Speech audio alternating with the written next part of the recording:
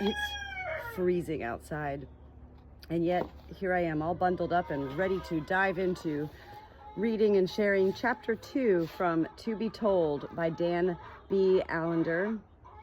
God invites you to co-author your future. It is morning time here on my small hobby farm. I'm Natalie, the Good Shepherd, and I'm here to share a most special book, chapter by chapter, that was introduced to me by my BTF, Best Therapist Friend. She said she read this in her college graduate studies, and it really has stuck with her whole life. It's a simple concept. It's allowing God to be the pilot of our lives. Chapter 2, let's begin. What's your real name? We dislike matter. That is ourselves, because we are destined to matter, because anonymous matter is called death. Perhaps it isn't matter we dislike, perhaps it's anonymity. The anonymity to which we are destined, the loss of name, is what we repress at any price. Helene Chisot. That's a quote. All right. My ladies are ready to come out. I've not let my birds out this morning. I want to read this chapter first because I do have a busy day ahead of me, including my BTF therapy appointment number 70. That's 70 weeks in a row of therapy. All right, let's get into chapter 2 here. It was the biggest speaking event of my life. To this day, I don't know why I was invited to be part of Willow Creek's leadership conference. There were 7,000 people in the audience where I was speaking and 30,000 more watching from various teleconference sites. The night before the conference, when my wife and I arrived in Chicago, I was relaxed and confident. I would be talking about the intersection of character and leadership. It was not so much that I was confident about my own character and leadership skills, just the opposite. I was exceedingly aware that I'm a graduate school president by default. No one else on our leadership team wanted the position. To apply for accreditation, we needed to fill in a name for president on the application form, and my name was penciled in. The source of my confidence in speaking on leadership was that I was going to talk about how leaders often mess up. I had messed up so frequently and so naturally that speaking on topic would be a breeze. The outline was well established in my mind, and I went to bed early. Then God awakened me at about 1 a.m. How do I know it was God and not something I ate before retiring? I don't. But I heard an inner voice say, "Wake up." I sat bolt upright in bed only to hear the next words. "The outline for your talk sucks. Get up and change it." I have no idea if God actually uses the word sucks, but if he doesn't, then it was all in my subconscious. No matter, intuitively I knew my outline was lacking. Why I didn't realize this in the weeks before baffles me, but at that moment I knew. I turned on a light and took a seat at the hotel room desk. I am so tired, and now I'm terrified. What do you want me to do? I got out a piece of paper and started writing. Within 30 minutes, I had an outline that was simple and cogent. I went back to bed and slept like a baby. But there's always the next morning. My wife, Becky, and I arrived at the conference site where I had only a moment to consider what I was doing. I was sitting with Bill Hybels, senior pastor of Willow Creek Community Church, on my left and Becky on my right. It was a wild and glorious sensation. The music was incredible, the drama spectacular. Bill introduced the morning's agenda, and I was more excited than ever to be there. The last time I had checked the outline of my talk, I had pushed my glasses up on my head, intending, of course, to take them off and put them in my pocket. But before I could do so, I heard my name being spoken and felt the touch on my shoulder from a member of the production crew. I had no choice but to walk immediately to the podium. What was I doing here? I looked at the thousands of faces in the audience and thought, they know perfectly well that I have no right to be here. You might think that's an exaggeration, but at that moment I didn't realize how true that sentiment was for many in the audience. One pastor told me nearly a year later that when he saw me shuffle to the podium, glasses on my head, my right pant leg stuck inside the top of my boot, he said to one of his companions, "I got the winner." And he didn't mean that in a complimentary way. Each year, this group of friends picks the one conference speaker whom they suspect will be the least capable of the 10 scheduled speakers. Though Willow Creek brings in the best of the best, each year there is one speaker whom some in the audience feel is not quite up to par. And each year the people in this small group place bets on the one they suspect will be least capable. I was this man's pick, and he felt confident he had chosen a winner, or in this case, the loser. Apparently, I disappointed him. My talk went well, and when I sat down, I was honored with a standing ovation. I was dumbstruck. Bill Hybels touched me on the arm and told me I had done an excellent job. His commendation was thrilling, but I needed to hear from the one person in the audience who truly mattered, my wife. When I saw Becky's eyes, I was terrified. The sound of the applause was like thunder around me, but I saw in her face utter incredulity. She was stunned. At first, I thought she was shocked by how well I had done. My words slipped out in an insecure slide. Did I do okay? She leaned forward so I could hear. I never knew you looked so Jewish. I heard each word, but I had no idea what she had just said. I asked her out loud, What? What did you say? She repeated, I never knew you looked so Jewish. And yes, you did a wonderful job. I thought, she's nuts. What I didn't know was that God had intended that moment from the foundation of the earth. He had written my wife's story in such a way that she would speak those words right then in prompting of the Spirit. In an odd way, Becky blessed me with her strange remark. At a moment when my name and my story felt alive, powerful, and blessed, she inadvertently reminded me that she doesn't fully know me. And if the person who knows me most on this earth doesn't fully recognize my face, do I? Do I know my name and my story? Do I know my father? In a moment of glory, Becky unnamed me and perhaps unwittingly invited me to listen more carefully to the name that will one day be mine, the name God will give me when my story on this earth ends.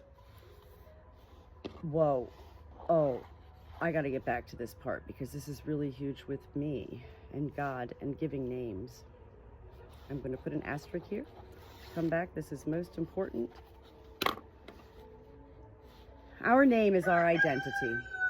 The syllables and sounds of our name likely mean more to us than any other word or sound we'll ever hear. Dale Carnegie developed a multi-million-dollar business based on teaching people to win friends and influence people by saying someone's name a minimum of 3 times during a conversation. People apparently love to hear their own name. A famous television sitcom sold the setting and premise for the show with the line, "You want to go where everybody knows your name." Just like you, I want to be noticed, known, and enjoyed. We desire a powerful name. In the ancient Near East, a name conferred meaning and a future to be lived up to or lived down. A name marked a person with a set of expectations that determined the person's place in the family and in the world. Today, it is rare that parents first study a child in order to give the child a name that fits. Far more often, we pick a family name or we choose a name that sounds good and has a meaning that we like. The Hebrew process of naming was exactly the opposite. A name was chosen that reflected the unique calling and character of the child. It is for this reason that many Bible characters were renamed later in life. When Jacob's name was changed to Israel, he should have been thankful. Jacob means con artist, slimeball, card swindler, and used car salesman. He was identified at birth as one who would hang on to his brother's heel and do all he could to manipulate the world to his advantage. After meeting God in a divine mugging, where he wrestled with God for his life and a blessing, God renamed him Israel, which means one who struggles with God. As this example illustrates, a name puts us in community, gives us our identity, and marks us for what may one day be our calling. My name is Dan. The root meaning of the word is the notion of judging with wisdom. It also has a meaning of being crafty or snake-like. I didn't know that until recently, but decades ago, a seminary friend gave me the name Nahash. The name is the Hebrew word for snake. I was given the nickname Nahash because my wife worked at a restaurant that allowed her to take her uneaten lunch home with her. The next day, I would dine on my wife's lunch, enjoying steak, fabulous Reuben sandwiches, or thick turkey and cranberry creations. My friend ate the typical graduate student fare of cold cuts and peanut butter. At the time, he didn't know of my past run-ins with the law. He didn't realize how true a name he had given me. But knowing his discernment, I was not surprised the name Nahash spoke to him of who I was. Each change in name points to a day when we will receive an entirely new name. The Bible tells us that those who seek God will one day be given a new name. Everyone who is victorious will eat of the manna that has been hidden away in heaven, and I will give to each one a white stone, and on the stone will be engraved a new name that no one knows except the one who receives it. When I stand before God, I will be given a new name in a moment of tender, inconceivable intimacy. No one will speak that name but the Most High God. No one will whisper that name to me but my divine lover. It is worth living our life well in the midst of the darkest heartache and greatest uncertainty just to hear that name spoken. The passage also reminds us that we are living in a world in between. We are between two names. We know our name. We don't know what our new name will be. The greatest tragedy of life is that most of us, including many of us who are deeply spiritual, forget that we don't yet know our true name. The result of forgetting is that we lose sight of the truth, that we're on a journey to live out the story God has written for us and to thereby find His name for us. Paradoxically, we are moving toward the discovery of something we don't yet know, but have already received. Even without knowing the Bible or the notion of the already and the not yet, every one of us human beings experiences the tension between who we are and who we will one day become. To anticipate becoming a new person holds great hope as well as trepidation. This reality is too terrifying, too utterly alien and impossible to hold on to for long, so we forget and escape to the conventions of a good life. We set as our goal to be good, not to be named. The word more, the Latin word that means convention, is where we get our word morality. We settle for the morality of our community in order to fit in, to not be too different, odd, or undesirable. And in that placid counterfeit of true life, we find respite from the questions that seek us out when we stare into the sky. In the norms of our world, we find a name that seems to fit us, but we intuitively know that that name our church, family, friends, and business associates speak to us is not the truest name that will be spoken, or so we hope. Listen to the testimony of an accomplished CEO who puts words to how easy it is to get lost in the corporate game and lose one's way. He was given a name, and it took him away from his unique path. While I was driving home, he said, it hit me. Honeywell was changing me more than I was changing Honeywell. I wasn't building anything. I wasn't creating anything. Sure, I was leading, but I no longer knew where my leading was leading to. I realized that I, too, was becoming imprisoned by the game. This man was a corporate warrior whose life became what he wore and how he was received. He discarded his heart and wore a mask to fit into his company's culture. His success became his doom, and that truth hit him squarely in the face. I have gained the world and lost my soul. He left Honeywell and became the CEO of a smaller company. This move would not have occurred had he been hit on the way home from work. Often when our world rips apart, we are able to see more easily what our story is and to hear more clearly what our name is. Something must awaken us to the fact that we are asleep. And what awakens us is usually a moment of exposure when we see the conversations that guide our steps and promise us a good life are nothing more than illusions. The stark reality that we have lived someone else's life and not our own whacks us on the side of the head. The journey of our story truly begins right then, when we start to see that the name we have been given is not our truest name. Even when we are confident about the path we are to walk and the mission we are to live, a knowing ache compels us to keep our eyes open for more clues, for signs that whisper a name we can't yet hear. Our drama has to do with both how we lost our path and our name, and how we stumble forward to hear the voice of our author and namer. We often lose our path and our name due to the stories and names we acquire from our family of origin. Manfred! I can't stand my old dog, Manfred. I can't stand him. There, I said it. I'm the good shepherd, Natalie. I love my life and I love my flock, but that is unacceptable, Manfred. At birth, I was Dan Price, not Dan Allender. My father's name, Price, most likely was changed from the Jewish name Priest. The name Priest likely sounded too Jewish for my relatives who wished to blend into their waspish world with greater ease. I only had that name for 4 years.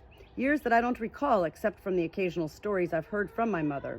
Seldom do any of us recall the actual events or scenes or images that are unearthed, but at that age we don't think in narrative sequence, and therefore we can't recall those images as a story.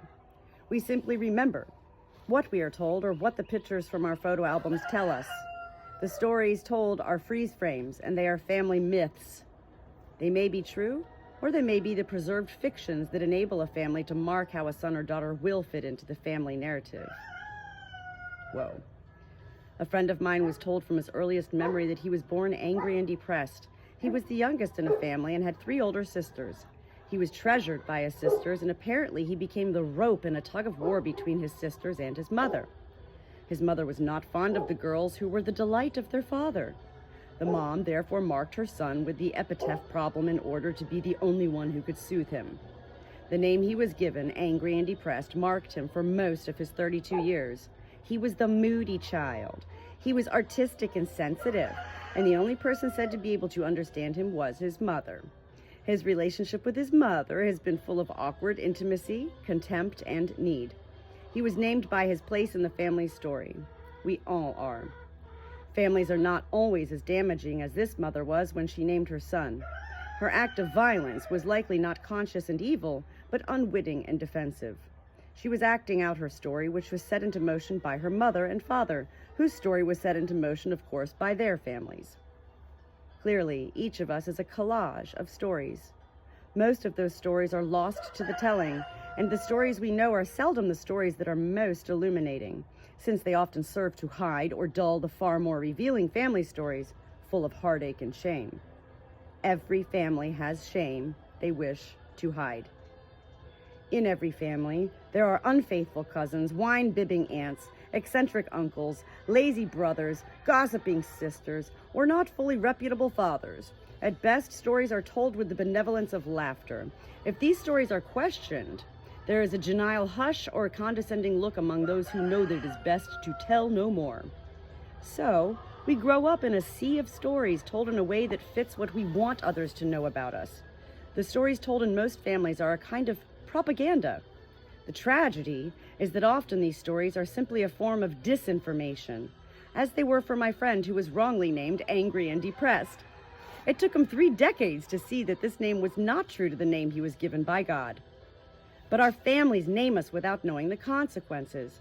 So our life is a journey to discover our true name, though, sadly, many of us never choose to begin the search. Most of us don't know where we are going or why because we're too busy to think about it. For the same reason, most of us have never considered the themes of our story or pondered the meaning of our name. Doing so appears a little too esoteric, too self-indulgent, or perhaps a pointless waste of time. Studying our story is one of the most difficult tasks of life.